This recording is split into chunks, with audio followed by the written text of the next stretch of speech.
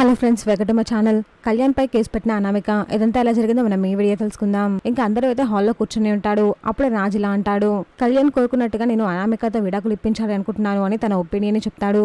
దీనికి కావ్య, అపర్ణ, ఇంద్రాదేవి అలాగే రాజు వైపు చూస్తూ ఉంటారు. కళ్యాణ్ అయితే మా అన్నయ్య నా బాధ అర్థం చేసుకున్నాడు అని హ్యాపీగా ఫీల్ అవుతాడు. ఇంకా సుభాష్, ప్రకాశం వాళ్ళందరూ కూడా షాకింగ్ గా రాజు వైపే చూస్తూ ఉంటారు.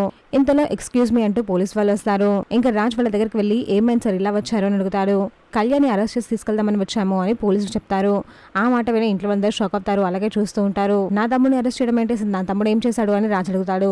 తనకు విడాకులు ఇవ్వమని కళ్యాణ్ తనని టార్చర్ పెడుతున్నట్టుగా అనామిక గారు కేసు పెట్టారు. అందుకే మేము అతన్ని అరెస్ట్ చేయడానికి వచ్చాము, అరెస్ట్ చేయక తప్పదు అని పోలీసులు అంటారు. ఇంకా పోలీసు చెప్పిన మాటలు విని అందరూ అయితే అలాగే చూస్తూ ఉండిపోతారు, షాకింగ్ లో ఉంటారు. ఈ అనామిక ఇంత పని చేస్తుందని అసలు అనుకోలేదు.